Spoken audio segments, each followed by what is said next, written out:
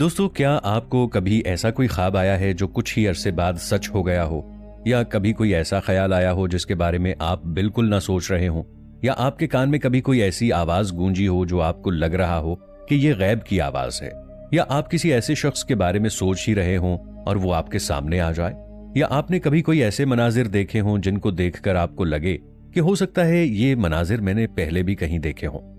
دوستو، اگر آپ کے ساتھ بھی ایسا کچھ ہوتا ہے تو ہم آپ کو اس کے بارے میں حیران کن اور معلوماتی حقائق سے آگاہ کریں گے، اس لیے ویڈیو کو آخر تک ضرور دیکھیے گا۔ دوستو، اپنے مادی جسم کو چھوڑ کر روحانی جسم کے ذریعے سفر کر رہا ہے۔ کشف کی مشہور اقسام میں کشف القبور، کشف الصدور اور کشف الحضور زیادہ مشہور ہیں۔ کشف القبور سے مراد مرنے کے بعد آدمی کی مادی دنیا ملکوتی دنیا میں منتقل ہو جاتی ہے، زندگی ایک نئی ڈائمنشن میں جاری رہتی ہے۔ مرنے کے بعد کی زندگی کو اعراف کی زندگی کہا جاتا ہے۔ اس زندگی کا دار و مدار دنیا کے اعمال پر ہے۔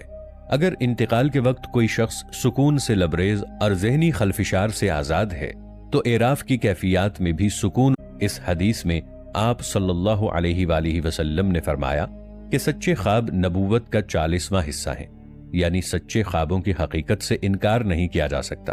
جہاں تک وحی کا تعلق ہے تو یہ وحی دو طرح کی ہوتی ہے۔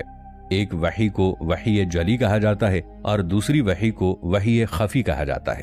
وحی جلی کا سلسلہ نبیوں اور پیغمبروں کے ساتھ ہی ختم ہو گیا تھا، جبکہ وحی خفی کا سلسلہ اب تک جاری ہے۔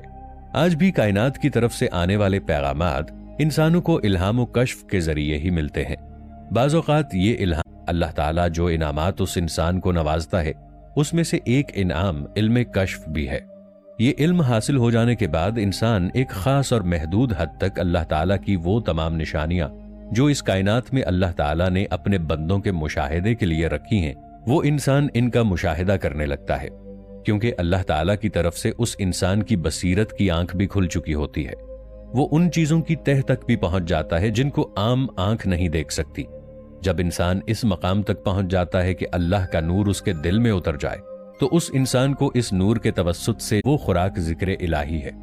آج بہت سے لوگ اس بات کے دعوے دار ہیں کہ ان کے پاس کشف کا علم ہے، تو ان لوگوں کو پرکھنے کا صرف ایک ہی پیمانہ ہے جس سے یہ پتہ چل سکے کہ ان کے پاس اللہ تعالیٰ کے پیغامات آتے ہیں کہ نہیں۔